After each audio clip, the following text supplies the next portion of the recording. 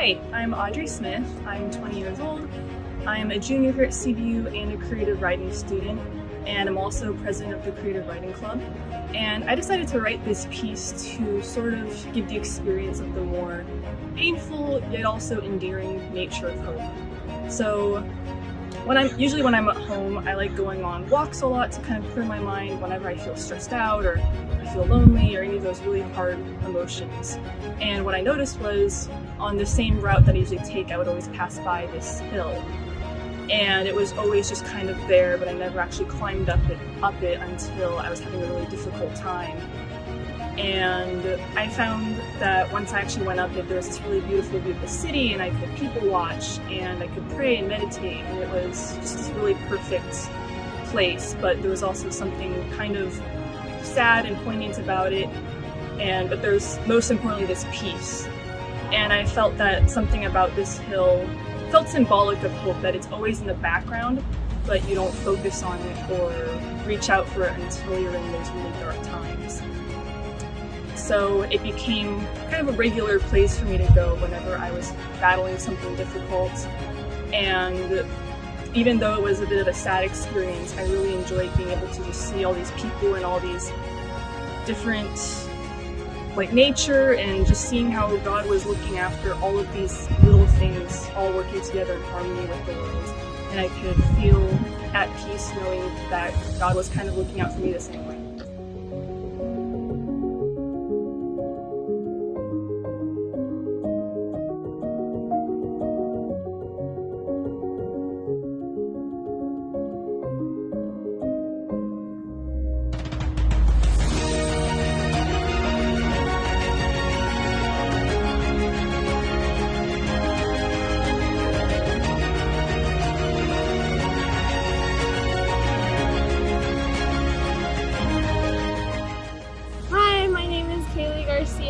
And I am a graphic designer here at CBU, and my place of hope that I did my project on was Lalladera Park. In my childhood, I really believe that God provided me that space to grow up in and to make friends and just have peace from the worries of school and noises or anything that was irritating me at the time. The peace itself has God's hands holding me, and then there's like a little safety bubble around me, and I'm surrounded by flowers, and I'm at the park, and then in the background is like representing everything that irritated me. I was very sensitive to loud noises back then, so there was lightning that I thought represented that well, and I really think that that place really launched me into the person I am today. And I made really strong relationships back then on that park, and yeah, I really think it made my future brighter, and it really pulled me out of my comfort zone.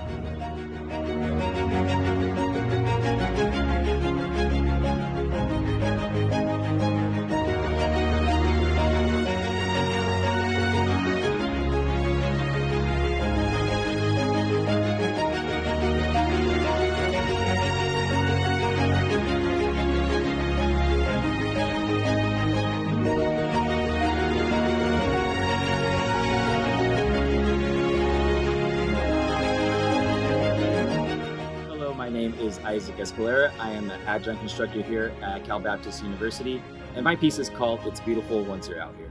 It is composed of 3 poems, the first being We Sang Dirges, which is a reaction to what happened with George Floyd in 2020 and the social climate at that time.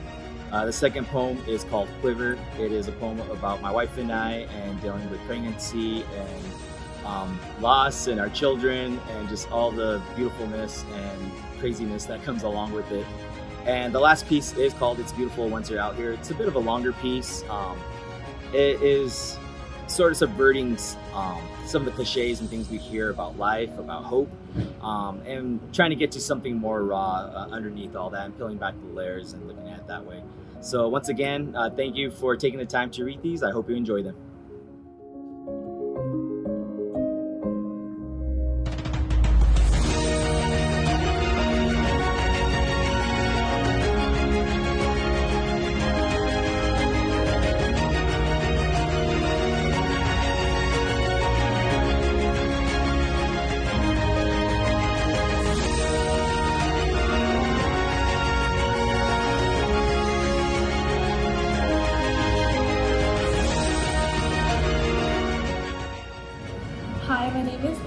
house, and I submitted poetry and art for this project.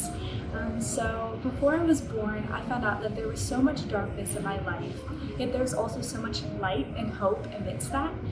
When I was just 10 years old, my dad took me to a bench on the corner of a hospital in Oakland, California, and he sat there and he told me that years before I was born, the doctors found severe medical issues that were wrong with me, and they told me that I should just be aborted, and they said that there was no reason that I should have a life because it would be too hard, and my parents still had hope that my life would mean something, and they prayed that I would be a source of life and purpose in the world. And so I wanted to create an art project that would reflect that hope, because they impacted me so much through the hope that they had in that darkness. And so because of that, I created blackout poetry and my own poem just to create a feeling of what that hope and specifically sitting on the bench meant to me. And the photos help elaborate on that here. And I used 1 John to depict a specific verse about light in the darkness, and then I described my feelings on the bench, and I'm very thankful that I got to submit in this project.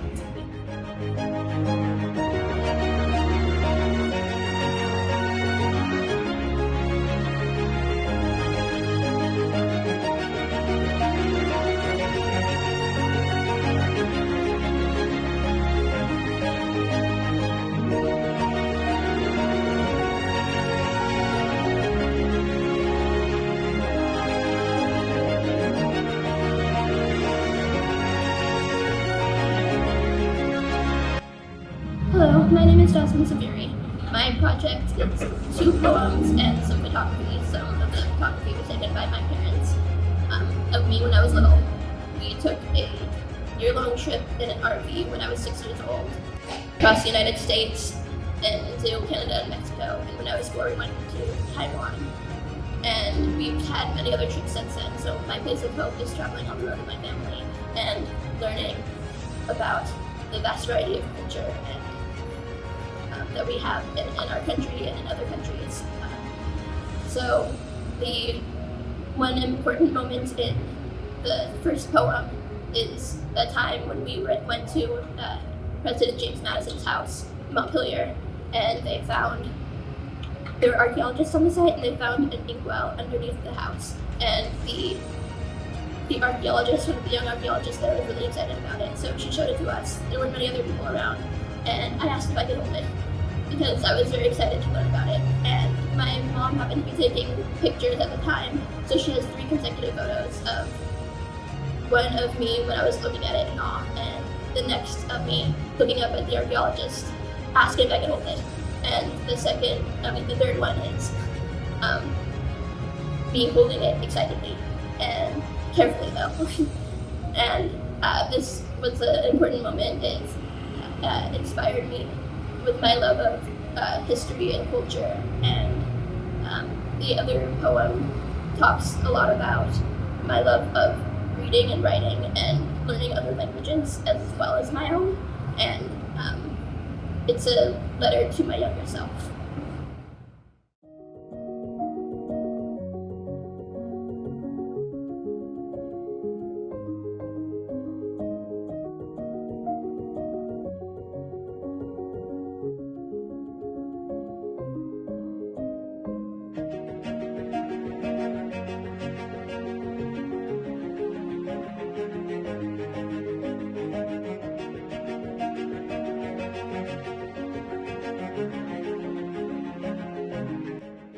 I'm Totaro. I am majoring in creative writing and minoring in Christian studies, and I wrote a poem about my place of hope, which is my neighborhood. And my neighborhood is my place of hope because it is where I spent the most time with my family growing up. There's a park across the street from my house where I spend a lot of time with my siblings playing, and a field that's attached to the park where there's blackberry bushes, and I picked blackberries with my dad and my grandpa over the summer, and there's poppies that grow in that field around Easter time, so my family would always go over there and take pictures with the poppies. And then down the street from my house there's a creek, and it's just a really beautiful place to be and spend time with my family and just listen to the creek and sit there and just be reverent with God and be with each other. And so this poem really reflects my childhood growing up and has helped shape me to be who I am today.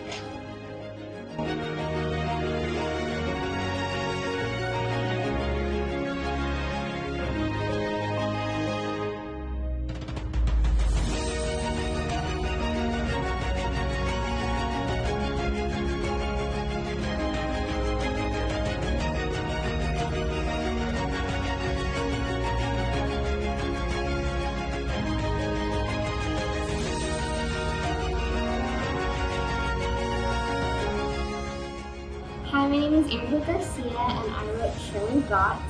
And it's a poem about where I found hope in a really dark time. My mom and my sister were in the hospital, and it was my birthday, and I was going hiking down the Santa Margarita River Trail, which, fun fact, is like one of the only free-flowing rivers in Southern California.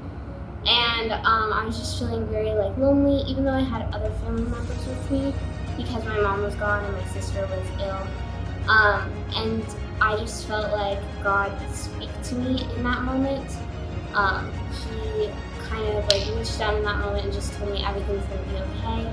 And so I wrote about the trail that I was on that day and the hike, just to kind of show that even through darkness that we can still have hope and something to grasp onto.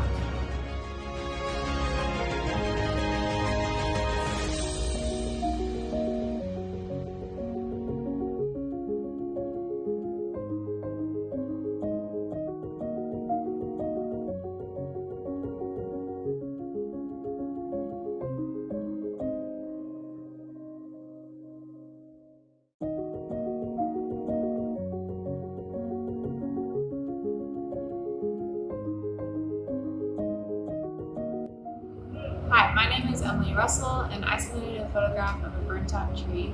I believe that hope isn't just one place; it is multiple places and multiple people that God brings into your life. And at this specific time in my life, this tree was a place of hope for me because it reminds me of how God takes our suffering and the things we go through, and He works on us from the inside out and makes us beautiful again and important to be seen. So that has always been a major thing in my life, was noticing the suffering that God gives me and others and how He uses it for good. So that is why that was my place of hope.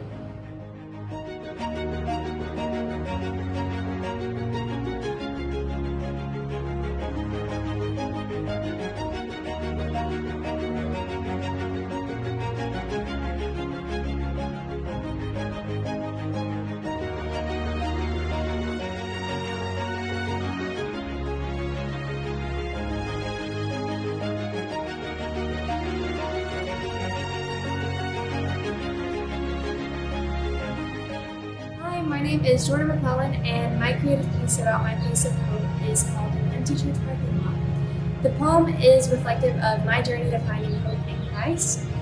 So the poem begins completely void of hope, and then it transitions into a retelling of a night where I pulled into an empty church parking lot, and I had the realization that I had been listening to and telling myself a lot of lies about the value of my life. But in that moment, hope kind of grew out of that church parking lot in the moment there, because I realized that God had created me for so much more and that my feelings were not truth. So then the poem transitions into an eager hopefulness that never leaves amid any circumstance. And yeah, the big idea is kind of that in my emptiness and my hopelessness, in that empty church parking lot, God revealed to me His fullness.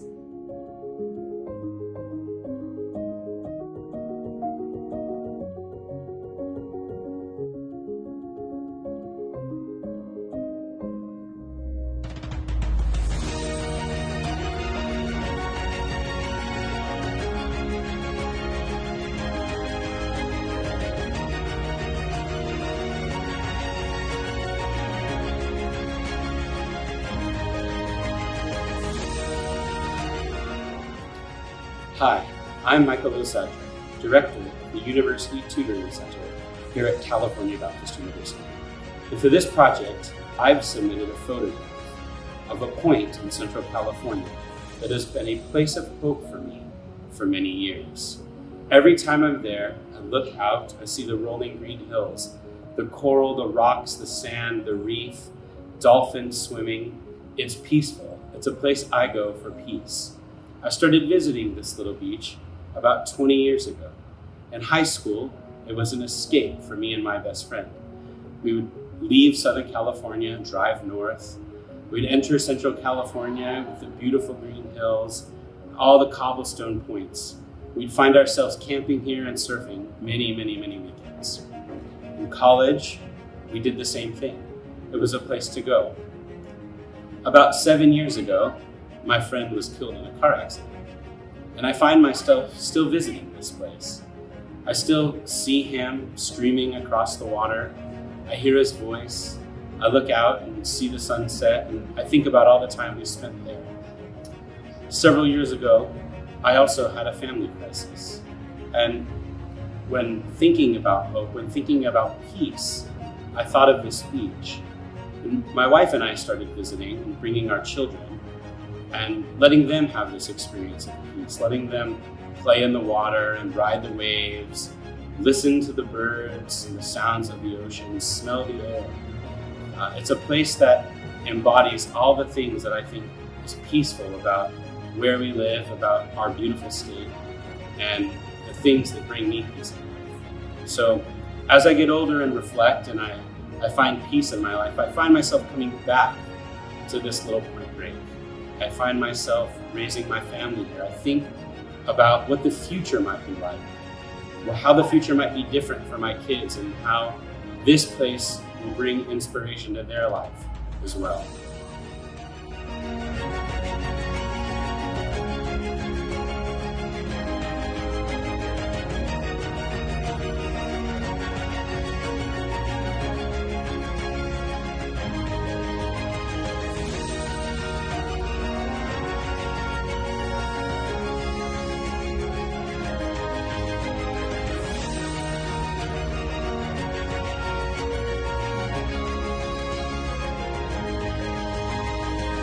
Hello, I'm Gretchen Bartels-Ray, and I'm so excited to share my poem Wildwood with you. It is overlaid on top of a photograph of my childhood home, and it is describing the spaces surrounding the home, a little bit set in the home for winter as well. But what we're going to do in this poem is we're going to explore this place of growing up, this place of hopes for growing up, but also this place in which, and these spaces in which I learned to hope. These places were places of interest for me. Each season is marked by something that I enjoyed and experienced and took with me from childhood. And so I had so much fun exploring that and thinking about how each of these is pointing towards hope. The way that you can find God's fingerprints all over his creation is amazing. And the hope that we can find, and the hope that especially we can find looking through a child's eyes and a child's encounter, is something that I thought would be really exciting to explore poetically, and then also to really just bring in a sense of, well, where do we find this hope? One of my favorite parts of the poem, speaking to hope, is the image of the acorn and the oak. And there's a lot of fun resonances in the sounds even of oak and hope, and the acorn having that strong little O that shows up, but it changes a little bit going from acorn to oak, and hope resonates with that as well. Just looking at an acorn and thinking that it could grow into an oak, what creativity our Creator has placed in front of us, and how that's something that is small enough for us to hold in our hand and to see something amazing. And if we look with those child's eyes of faith and of hope, we can find that.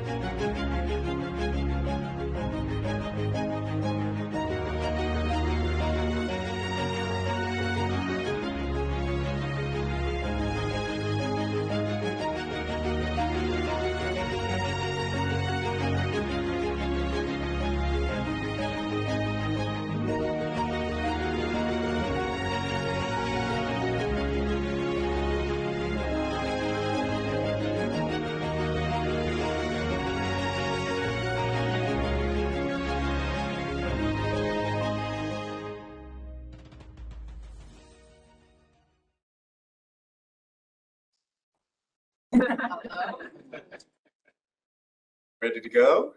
I think so. Good evening, everybody. My name is Tae Sung, and I'm the Dean of Students at CBU. Welcome to the 2023 University Writing Center's Distinguished Public Lecture event.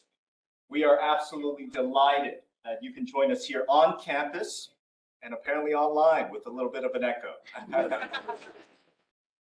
Those of you joining us online, apologies for the little audio issue earlier on. If you hang on to just after the event, we'll be replaying all the videos and the artist testimonies one more time for you to be able to follow their stories, okay? Our theme this year is a play, and our prayer today is that you will be inspired to make the connection between hope and writing as a form of memory. Because how we remember the past can often be one of the most profound sources of hope in our lives. Ain't that the truth? And that's one of the differences between optimism and hope. While optimism looks around at the present circumstances to see how things might turn out, hope remains unshakable regardless of the situation. Why? Because it remembers. For those of us whose hope is rooted in our faith, we know that we can face tomorrow not because things seem to be going our way, but because He lives and has been faithful time and time again. Come on, somebody, can I get an amen? That's how we do the welcome in a Baptist institution.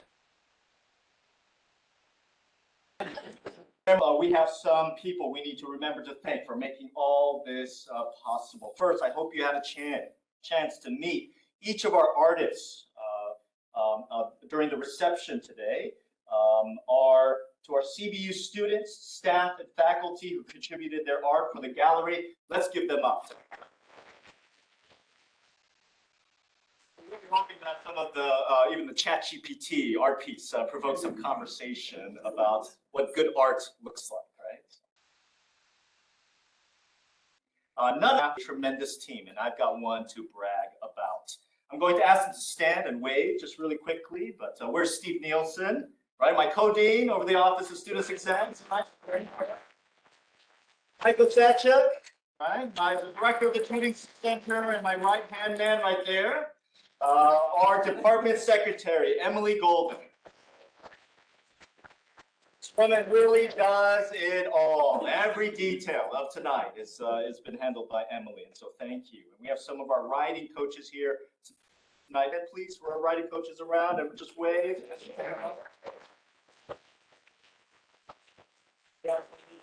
Give a special shout out to Lisa Singer and her team at the Counseling Center for your generous hospitality of the space today.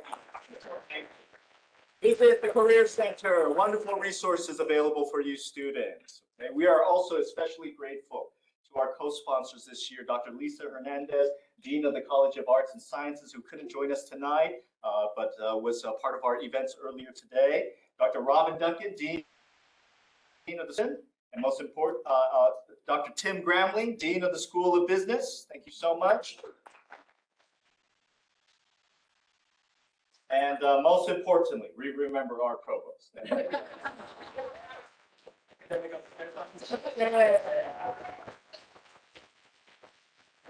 We honor you. Thank you very much. I'm going to ask Dr. Sands to come share a word of welcome with us tonight.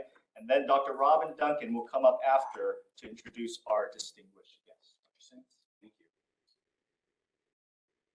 So certainly not most important person in the room, but I am one of the most grateful people in the room. So I just want to thank you, and I want to thank Dr. Sung. He thanked everyone else. Let's thank him for.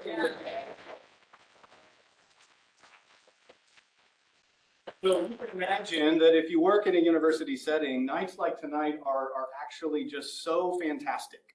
Some of you might be thinking, did he really just say that? Because it is, it's amazing. Some of our students that are in this room, the work that's on display outside. I've talked to several faculty and it just encourages us to walk through and see the work that you have put together. For the writing coaches and the guests that are here that are not CBU students or faculty, you chose the right night to be here, and I'm so grateful that you are here. One of the reasons I'm so excited is that I actually know the speaker. We have known him, I've known him for many, many years. I won't say the number of years, Dr. Motley, but we have crossed paths many, many times. And I'm just so grateful and excited that he is here, and you'll get a formal introduction about him in just a moment. But the theme that you heard about from Dr. Sung and obviously coincides so incredibly well with a theme that we launched last August for the Division of Academic Affairs. And you may know this as the word is actually hope. And so we've been talking about hope in the context of what you heard Dr. Sung mention, that the hope we have is different from the concept or formal secular definition of optimism. And yet there's a piece of that that needs to be a part of who we are and what we do. So the theme of hope related to where we get our source of hope, Isaiah 40:31, those who wait on the Lord, those who hope in the Lord, strength. Doesn't mean we don't have tough times. In fact, we all have tough times. Doesn't mean that we're not going to be challenged. Obviously, we're challenged on a regular basis. And so that theme conceptually for the university and this theme out of this particular book just coincides so well. So again, thank you for being here. I'm really excited about what we're about to experience and appreciate you again. Thank you so much.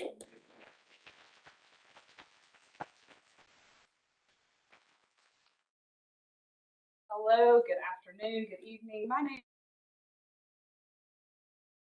Robin Duncan, education here at CBU.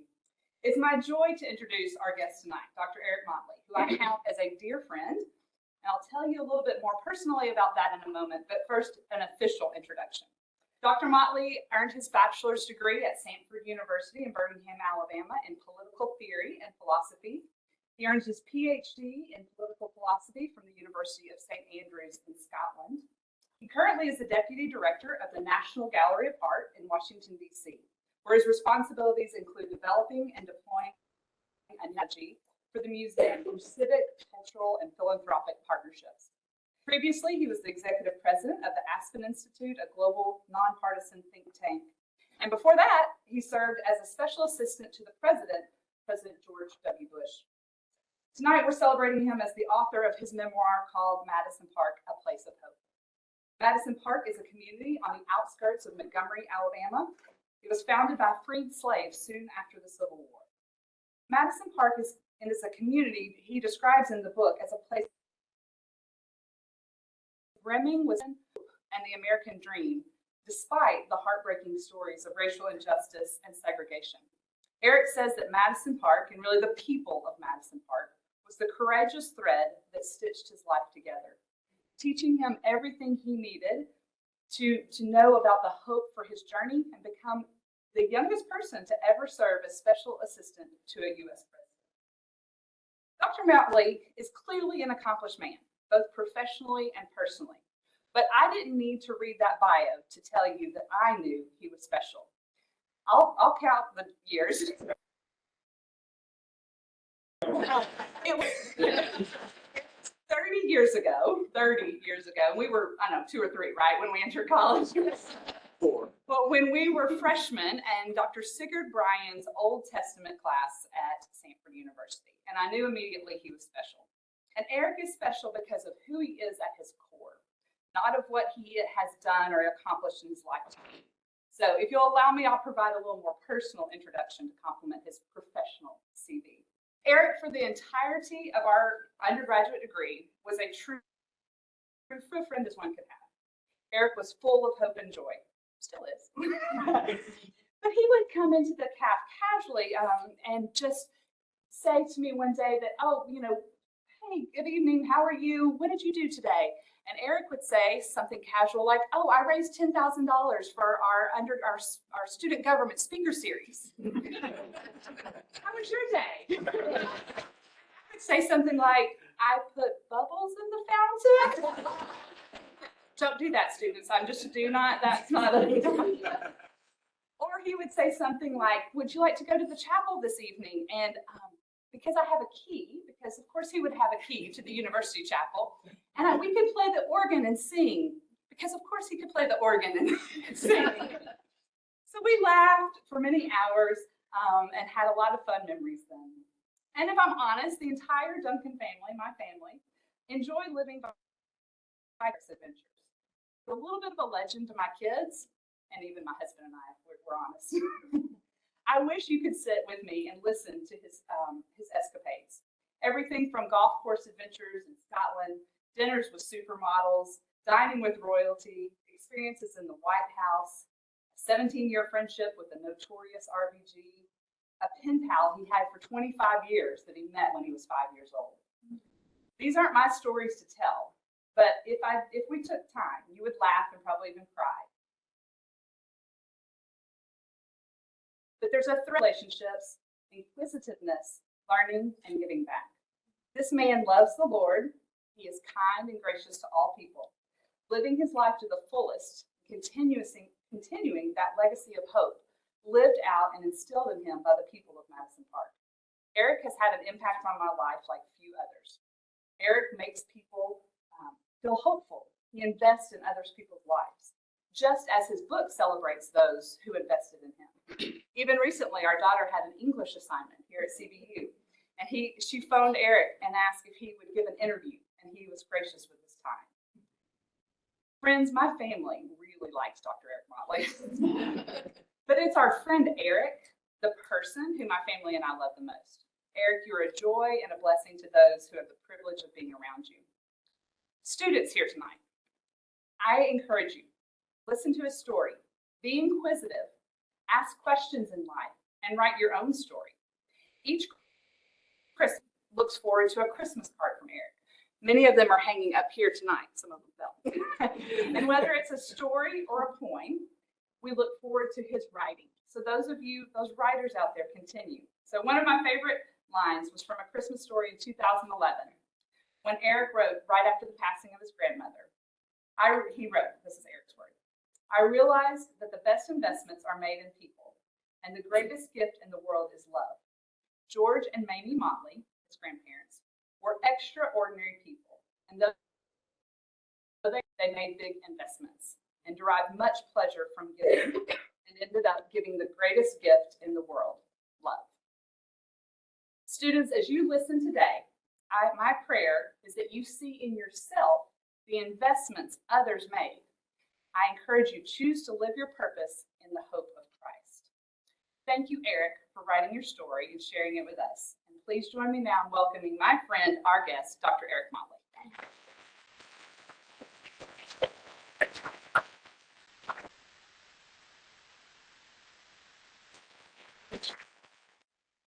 And she was my only friend that had a red convertible. So why would you hang out with her? How are you doing? I'm very well, all the better now. It's been a full day. It's been a wonderful day. It's been absolutely wonderful. I've already been moved. I can't even count the number of times in our conversations, interactions today, and I'm looking forward to the audience to be able to hear your story. Thank you.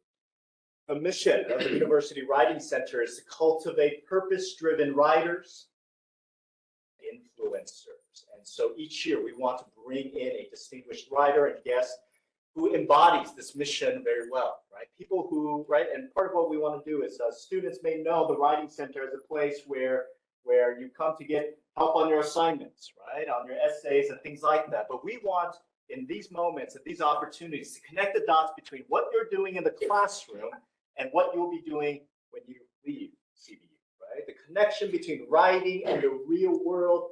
I hope you see that writing never ends. Writing is not just the very process by which we think and discover our thoughts and beliefs about the world around us. And Dr. Eric Motley embodies that mission so well. And we're going to be plugging his book away throughout the evening. I want to really encourage you to please get it. Available on Amazon and everywhere else. $2.99. Well, we are here because we want to think about the role of hope, right? This book is a story, not only a personal journey and life story, but about a community that formed and shaped him. And in doing so, we really want to encourage you to think about your own places of hope, right? What are the places of hope that have shaped you, nurtured you, and give you hope even to this day. That's really what we want you to take away with today. And to think about how you might write your own stories of hope. I've been asking students and people to tell me about their places of hope, and I find that people have a difficulty with this. It's not always easy because like our own history and story is just a collection of facts, right? Milestones and things that have happened, right? This happened on this year and that happened on that year. But if you learn to tell your story really well, I think that's where we find opportunity. And I often will ask my students in the classroom, right? Can you change the past, right? I'll ask a question like that. They'll say, of course you can't, right? I say, why not, right? And of course, it's a little bit of a trick question. Of course, you can't change the facts of your past. But what you can do is change what the past means, the story in another way. Think about the ways in which, right? I used to tell my life story one way, and now I tell it another way, and it's inspired and opened up possibilities. Eric, would you reflect a little bit about that connection between hope and writing, right? And especially about remembering our past through writing. How does that inspire hope? It's a very profound idea. That is, the recollection of the familiar. It's a wonderful phrase that the poet William Wordsworth speaks a lot of, called intimations of immortality. And that entire experience of writing was his recalling an experience that he shared in a beautiful place above Tintern Abbey with his sister. And he went back years later, that very place of his beginning, and he sat there and he wrote this wonderful poem. And if you've never read A Few Lines Composed Above Tintern Abbey by William Wordsworth, you should, because it's not only a beautiful poem, but it's a work that demonstrates his ability to recollect and to remember and to capture what's taking place at the very instance in which he was writing. And there are many writers who recollect. I think we are all writers. It's harder to actually take the application of writing to page, but I think we're all writing. And I think we're all writing whether or not you realize it, because you all of us have stories, and they're interesting stories. And because we're all so different, we come from different places, we have different parents, I hope you do. You have different lineage, you come from your faiths and denominations and political views and ideologies are different. And that makes your story so particular to who you are. When I was a small kid, I kept a little notebook, a journal. I was fascinated with words. My favorite words, even then, serendipity, which I had a hard time spelling, gratitude, and odyssey. And I constantly played around with hope. I just loved words. And I kept a small notebook where I recorded experiences. And that was one way of kind of tracking odyssey, my own growth and development. I take out my Norton anthology every now and then. I wasn't an English major, but my Norton anthology from my freshman year, and I go back and I have all of these lines, all of these notations in the margins, and it's remarkable. I go back now and I look, and I'm wondering often, why did I underline that particular phrase? And what it meant to me then, does it still mean the same thing to me now? And so when I started writing Madison Park, place I'd already written Madison Park. And one of the great questions that I had to ask myself before I even started to write was, why would anyone be interested in my story? Well, Robin told you how old I am. Should I be writing a memoir or a biography? Has my life experiences amounted to such extraordinary events that I could be able to convey them to someone else? Is that a bit arrogant? And the real inspiration was, I came from this remarkable place that was founded by a group of freed slaves in 1880. And churches by a group of freed slaves. And a guy named Eli, who was capable of reading and writing, told a number of his friends, let's create a community. We have been emancipated as slaves. Let's pull our resources together and let's buy some land. And the only land that was available to them was a plantation called the Maize Plantation. And they decided, we're going to have a covenant. We're only going to invite 7 families to really create this place. And there's going to be a set of criteria is we want people to come to participate in this enterprise who want to become educated, who want to steward what we are buying, who's going to be responsible for its legacy and its sustainability. We want people who are going to become active citizens and to teach each other and to build a real sense of community. And they did. And so the very house that I grew up in was a house my grandfather's grandfather built in 1880, because he was a part of this 7-family group that actually established themselves in this place, and they became self-reliant. Everything was going on in the world. Everything was going on in Alabama. And yet this little conclave of freed slaves making life work. They built a church so that they could be reminded that God had brought them to this promised land. It was an evidence of God's grace. They built a school because they felt that education was the only way to truly liberate themselves and to be able to truly realize these precepts that they had heard about. Somewhere someone wrote something about life, liberty, and the pursuit of happiness. And they wanted to hold these truths to their life. And then to think about it, all those years later, a grandfather's grandfather who came to this place, a grandfather who adopted my mom and was rearing her in this place, and then I found myself, this bundle of unformed possibility, being brought up in that same place, eating from the same land, playing under the same trees. You know that wonderful line. We all rest under trees we did not plant, and we drink from wells we did not dig. So this sense of legacy. And I thought, this is a remarkable story. And none of them had written the story. And perhaps they had ideas about the legacy and the stewardship, but maybe they didn't have the capacity or the ability to actually write the story. So I thought, well, I got a story to tell. And it's a pretty remarkable story about a group of freed slaves who wanted to live into the promise of America, who wanted to hold these truths as self-evident in their own lives. It's a story of a group of people who survived Reconstruction in America, who survived Jim Crow laws in America, segregation in Montgomery, Alabama, and they thrived. And I grew up in the same house, all there. Now that is an incredible story. And the story became even more compelling because I realized that my own personal narrative, my own personal odyssey, was so interwoven into the promise and the declaration that those people in 1880 made to create a community of self-generation and self-reliance, that I needed to be able to tell the story by saying what legacy and influence it had in my own life. And so I decided to gather up my notebooks and began the discourse of writing. Now I have to say to you, I grew up in a house with grandparents who were considerably older. You'll read the book and you'll discover where my mom went and why my grandparents came into stewardship with me. And my grandfather and my grandmother felt that education was so important that they would take me to the public library in Montgomery, Alabama, so that I could have the benefit of reading and doing the stuff that people who want to be educated should do. That was a little bit of a drive. Oh, that was a drive. It was right outside of this little rural community. And carpenter, and he wasn't always able to drive me into the city to this public library. And so he would ask other friends of his if they would take me in. And there were farmers and plumbers and cooks.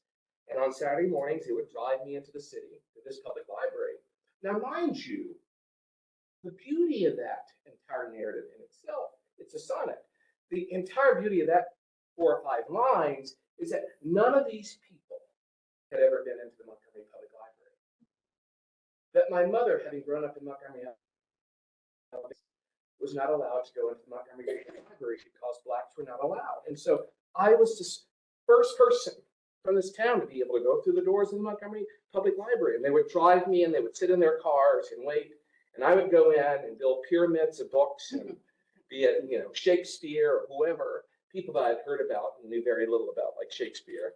And when you're very poor and you can't afford books, you write everything down in your notebook. And so I would just write down line after line of Mark Twain, of Langston Hughes, of Byron, of William Wordsworth. And I kept these notebooks in my bedroom, and I would take them out and I would read them. And, you know, it's kind of like my grandmother told me when I sang in choir at church. Let the words make an impression, not just in your mind, but in your heart, you know? And so you're no longer reading, you're actually reciting. Come, thy fount of every blessing, tune thy heart to sing thy praise. Ever ceasing, song loud as praise. Teach me some melodious sonnet, sung by flaming tongues above.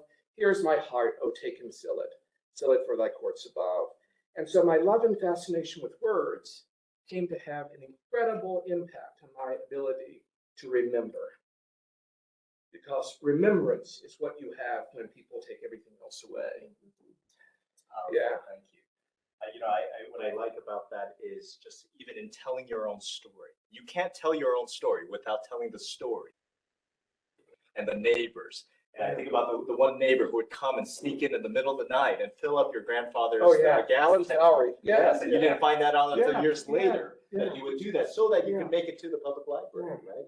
But this is to see our stories intertwined with the stories of the communities that nourished us.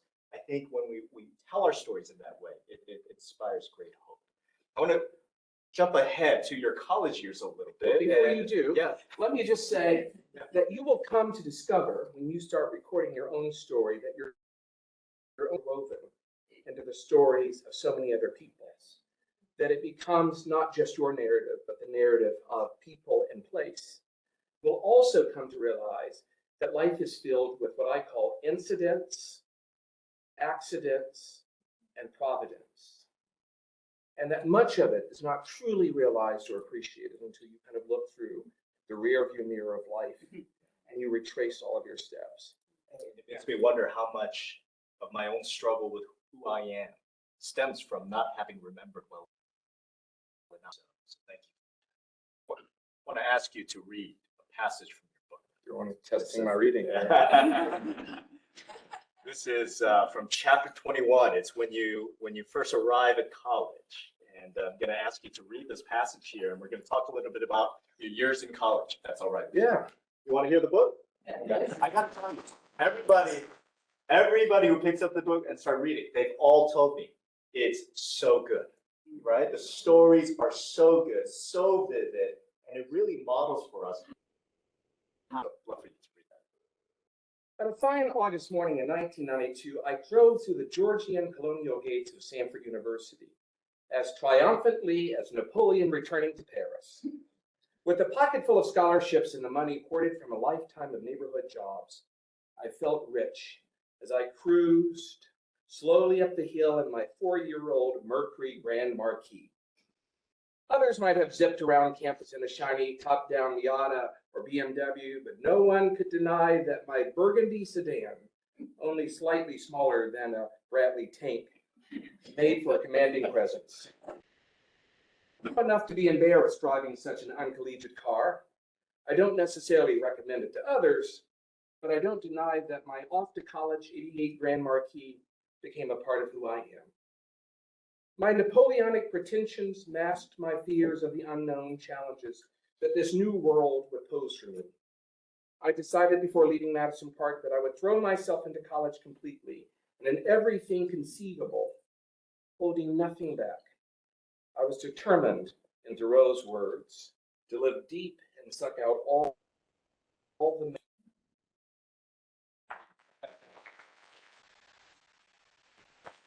What I even love about that way of telling your stories, there are things that are past that sometimes we're embarrassed about that we'd rather not ever tell again, right? But the way that Eric finds a way to redeem that, to make that a part of who you are, right, is part of the trick of finding hope in our stories. You are a first-generation college student. Here at CBU, over 40% of our students identify as first-generation college students, the first in their family to go to college. And we'd love to hear your thoughts. What kind of advice would you give to first-generation students today based upon your own experience as a college student? No one in my family had gone to college, and very people in the I had this romantic idea of what college was. Perhaps I watched the Dead Poets Society one too many times. But I knew it was something that a lot of people wanted and couldn't afford or didn't have the opportunity of obtaining. And so I went away and I realized that it was a once in a lifetime opportunity. I got some scholarships and I went off to Stanford. And Stanford in so many ways is like CBU. And I arrived, and in my mind I had already decided I'm going to take as many courses as possible. I will never have the opportunity of taking my life. I want to know something about the stars that I look at. And I want to meet as many people as possible. I grew up in this Black rural community in Montgomery, Alabama. I went to schools in the city of Montgomery where I met people who were white, but very few people who were international. And all of a sudden I was going to this place where there were missionary students and Asian students and Latin students and white students and other Black students and people who had different stories and different life narratives. And I just thought, this is my opportunity. Who knows leave Alabama? Who knows what opportunities I will ever be afforded? I just want to take it all in. And I want to meet as many people as possible.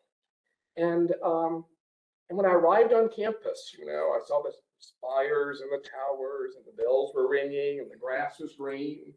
And I knew it was not the place that I had come from.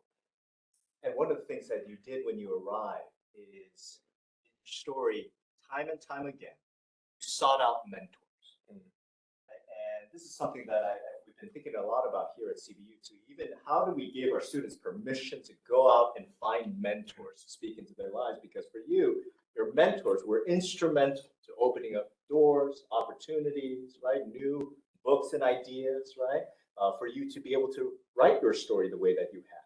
Can you share with us a little bit about that process of finding mentors? What did you do to find so many mentors you on your journey to success? But I had never even heard of a dean. And then I arrived to college and everyone is talking about this dean. And I decided one day that I was going to knock on the dean's door. I was so naive. And it's good to be naive. I mean, I was so naive that titles and positions mattered very little to me. I wanted to meet everyone. I wanted to meet the president of the university. Why is he the president of Stanford University? And so I made my way to the president's office. And I never will forget knocking on the door of the dean and the assistant, Glenda Martin, coming up.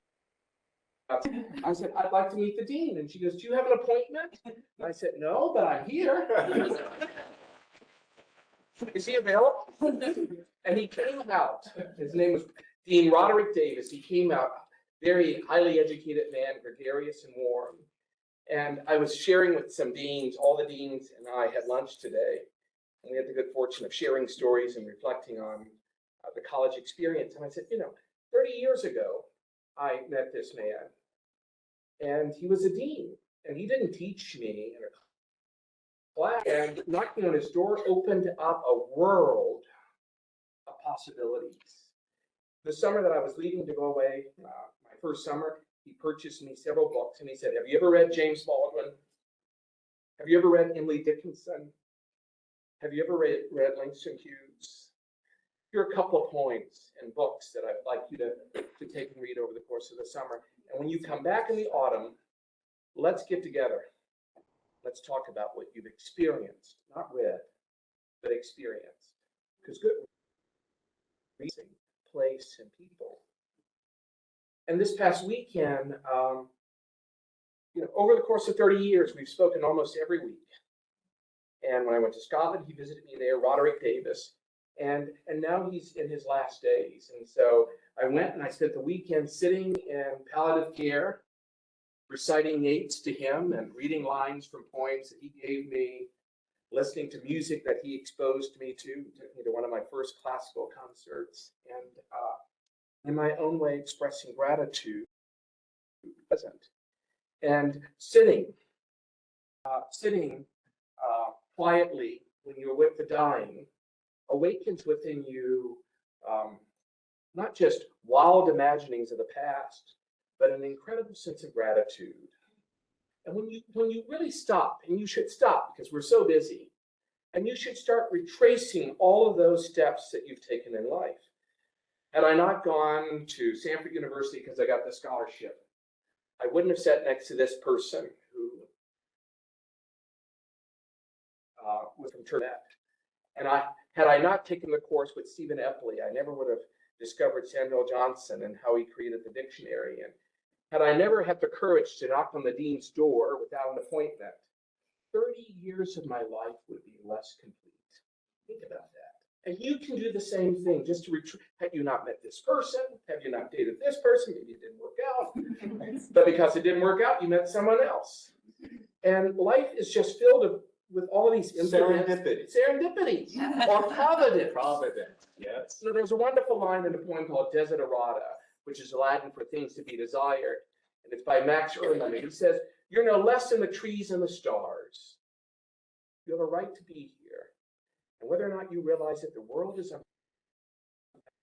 should." And my grandmother was not a poet, but she would say, translation, let go and let God. And things will fall in place. And so he became this incredible mentor. And I decided that life is too short not to meet interesting people.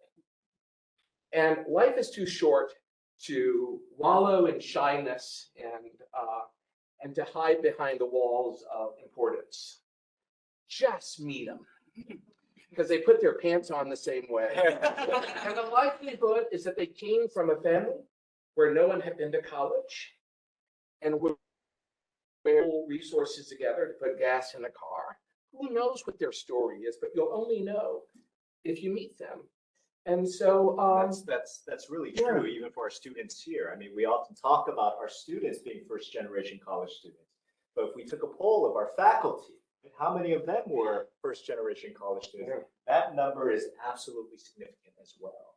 And so sometimes you may think this person, we imagine, right, these people having very different lives than our own, and perhaps they were. But the lessons that we can draw and the inspiration is powerful. I get the sense, though, that not only were you somebody that you learned to knock on people's doors and get to know people, not once you arrived in college, but from your time in Madison Park, the community that raised you, right? The way that you would go visit, right? Your neighbors and the teachers that have invested in you. And my question is, how did Madison Park, your place of hope, contribute to your success in college? In what ways did that community, that's such a part of your story, how did it contribute to your success? We're taught through our biblical teachings that we were created to live in community, and that we exist not to be an island unto ourselves, but we're all a part of the main. And Martin Luther King, in his letter from the Birmingham jail, writes, "We're all a part of an inescapable network of mutuality. We're tied in a single garment of destiny." And Madison Park was just that. Everyone helped everyone repatch their roof, and everyone helped everyone by something came upon them where they were financially struggling. And so when you live in a small town, you feel this sense of obligation to everyone else, and you feel like people want to know you and you want to know them. And I'm very much of the mind that because everyone has a story, I want to know your story. And so in Madison Park, we constantly sought each other out. Now, it was to the point that you couldn't hide. and there were moments that you want to hide in a small town and kind of disappear. Because I realized that no one was going to fail in Madison Park, because we were all there to support each other. And one of the things that really struck me as I was reading your story in your book is the number of elderly people that were important in your life. And so it got me thinking even about the connection between intergenerational community and connections and the hope that we carry. And I sometimes wonder when students struggle with hope, right? Perhaps would it be stories of those who've come before you, right? And just those kinds of experiences. Can you share a little bit about the impact of some of these elderly people that have, really impacted you, and even sometimes the burden that you felt in living up to the dreams and how did you handle that? I'm looking here on the wall. You so kindly and generously put By images. the way, when you get a chance, come on down afterwards. We have pictures, photos from Eric's book up here of the people that he's mentioning and many of the names that you've heard, as well as I go back to this idea of everyone having a story. I just had a wonderful encounter as I walked through all the stories that are being narrated and curated out in the pavilion, some poetically, some in photos, architectural depictions, and they're all so beautiful, and they all speak to this idea of hope. But I had a moment to speak to a guy named Sammy. I don't know if Sammy's here. Sammy. And Sammy wrote this beautiful poem about his grandfather and his grandfather coming here in this moment on Yosemite. And it tells his life story, but it also interweaves Sammy's own story and the legacy that he has. I tell you one story, if I may. I was precocious. I loved learning. And as a small kid, I would ask questions all the time. And everyone in this small town called me Einstein. None of them knew who Einstein was, but they knew that he was interesting and he had done something. And so they called me Einstein until I went to first grade. And I went to first grade and I was doing extremely well. And this is when you could discriminate by, identifying students in different learning groups. And I was in the rabbits. And we were the accelerated readers, the fast kids who could read a lot. And then one day, the teacher wrote a note home to my grandmother, informing her that I had been demoted from a rabbit to a turtle. And I never forget having to deliver that note to my grandmother, all of her pride and excitement about my acceleration. And she took the letter, and she read the letter. And my grandmother was not one to discriminate, but she knew the difference between rabbits and turtles. And she stood there showing it to my grandfather, and they tried to figure out how they could remedy the situation. And this is a precept of community. You're not in it alone. And she picked up the telephone and she phoned the one person in our little thought could really help. And her name was Emma Madison Bell, the granddaughter of the founder of Madison Park. And we called her Aunt Shine because everywhere she went, light followed. She was a muscular lady, both in physique and in faith, and she was demanding. And she came over to the house and she took the letter from my grandmother, and I was standing there and she said, "I will need you to excuse yourself." And so I went to the kitchen and I kept my ear pressed to the door. Her and my grandparents talking about my demotion. And I kept hearing her say, "But that's okay because we believe in resurrection." We believe in resurrection. And, I'm 7 years old. I've gone to Sunday school every Sunday, and I knew that before resurrection there was crucifixion. This is really bad. This is really, really bad. They're going to kill me. And they called me back in, and Aunt Shine said to me, "We're going to remedy this." And the following Sunday, in church, small church, Methodist church, the minister acknowledged Aunt Shine and said, "Aunt Shine would like to come to make some remarks." And she came up in front of the entire congregation and she stood there and she said, "Brothers and sisters, one of our bright little stars in Madison Park, Eric Motley."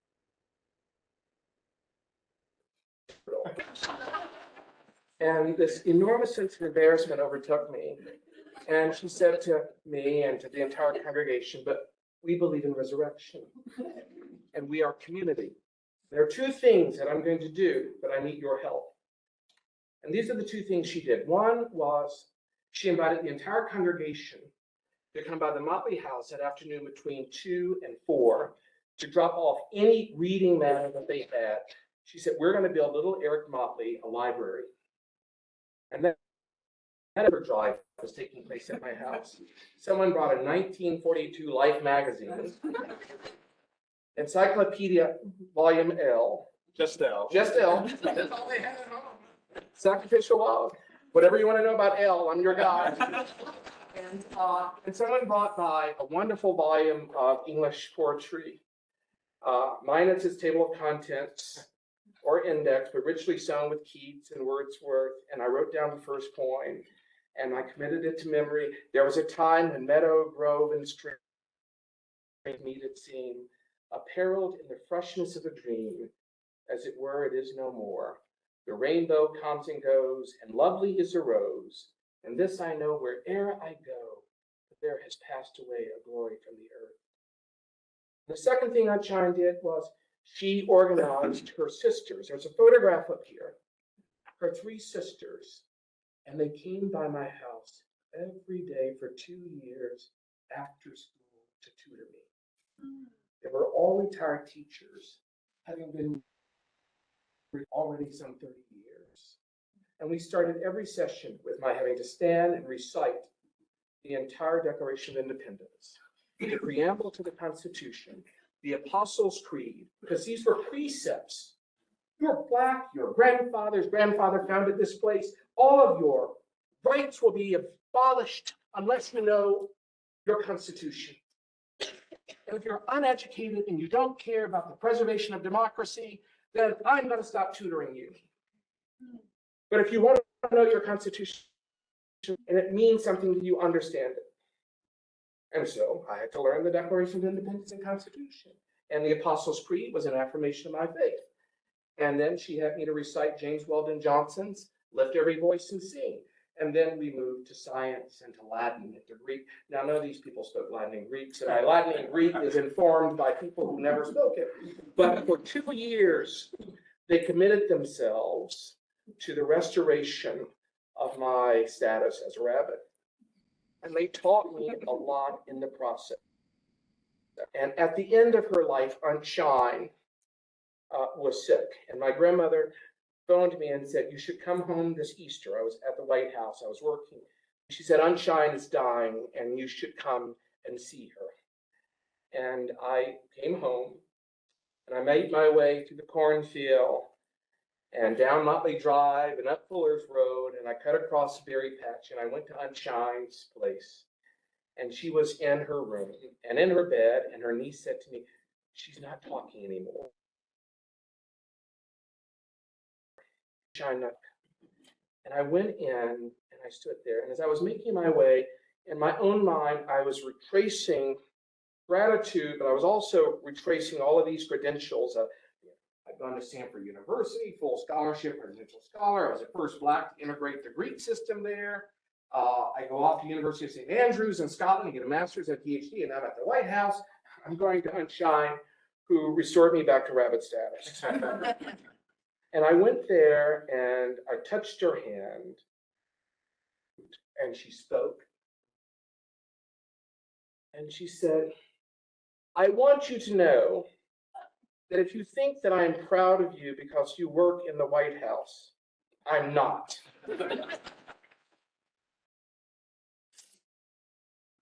You must remember that to whom much is given, much is required. And I only did what I did for you because I hope that one day you will do for others. And to her, there was no credentialing. It was about taking an incredible opportunity. And the incredible opportunity that you have, that I have, is that we are here. You're at CBU, I'm to Stanford. We're being given the gift of education. I think of all the continents of people who will never be able to read and write or to get an education. And here we are, and the world is ours. And with that comes a responsibility to make the world a better place, however you define to do it through writing poetry or architecture or being a nurse. And no one is asking you to asking you to a life of significance. And to know deep down inside that you're feeling good about stewarding what has been given to you. And you know the profundity of that was that I carry the weight. It's an albatross that I carry with me every day. And that is that Sunday school teachers and preachers and people stayed up late at night praying for me that I would pass my trigonometry test. And that people in my little town who never set foot on a college campus sent money, $5 in envelopes so that I could have extra money to buy books at college. And there are people who believe in you, who are sacrificing, who are imagining what it's like to be where you are and to experience all that you're experiencing.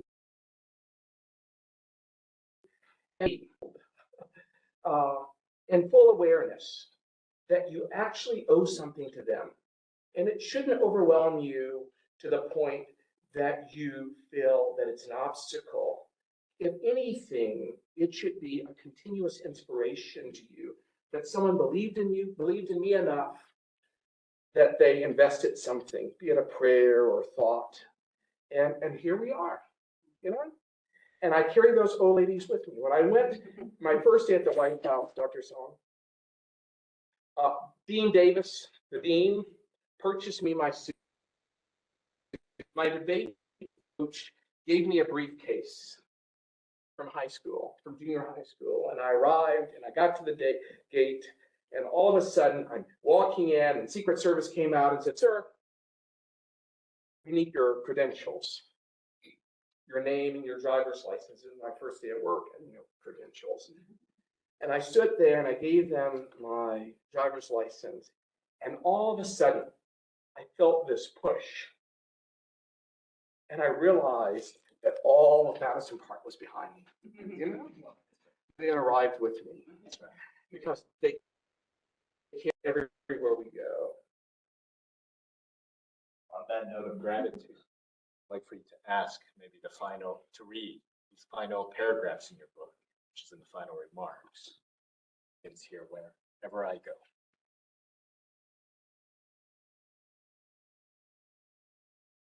Part that you would underline, all the way down there, all the way wherever I go. Wherever I go, Madison Park goes with me.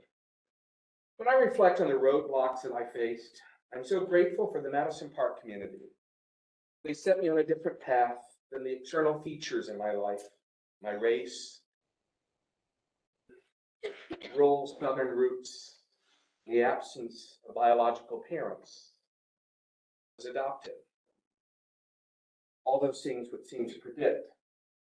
The people of Madison Park bestowed their gifts of grace, which I can never repay. Life is like that.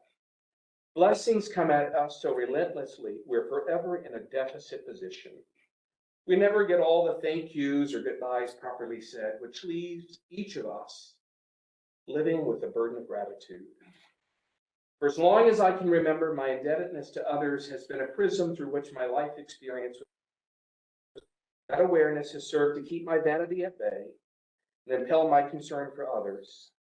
From my first days, I was taught by example to count my blessings, though their total now runs so high, I can no longer name them one by one. The composite sense of having been blessed is my most cherished possession. The abundance I have found in life, thanks to everyday mentors, fortuitous circumstances, and providence, far outweighs what I might have earned or what I deserve.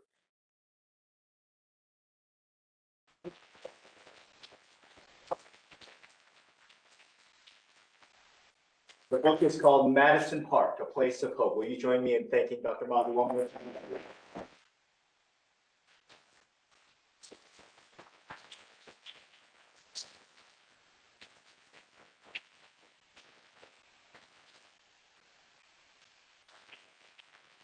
Since I have the mic, it's not just mentors and the teachers, but it's your fellow students. The poet, art historian Ruskin wrote, "Men are like diamonds, and polish one another." And one of my dearest friends, Simon Robin, was a guy named Bob Sands. And there are not a lot of Sands. Very smart, and he caught on. He is the brother of Provost Sands. And we met at Sanford and became friends. And then we ended up living in the same building when he came to Washington. And we continue to stay in touch and exchange articles. And I never thought I would have met a missionary kid who had been to the far corners of the universe, who brought with him insights far beyond my imaginings. And the influence he had on my own intellectual expansion and my own spiritual formation was phenomenal. So if we're fortunate, we also not only have great teachers and mentors, but we make great friends that are with us all of our lives. Well, Dr. Motley, thank you so much for modeling for us what it means to tell our story in the context of community. And, on behalf of the University Writing Center at California Baptist University, present to you Dr. Eric L. Motley, the 2023 Distinguished Public Lecturer Award for Cultivating Purpose-Driven Writers, Communicators, and Influencers. Congratulations. Thank you so much. Thank you.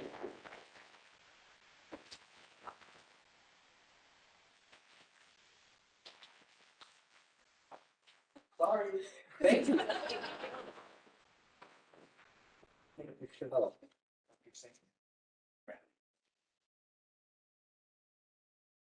Wow.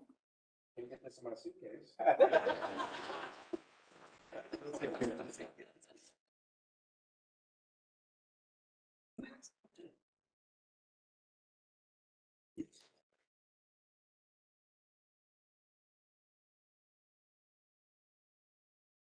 Thank you. Thank you. Thank you so much.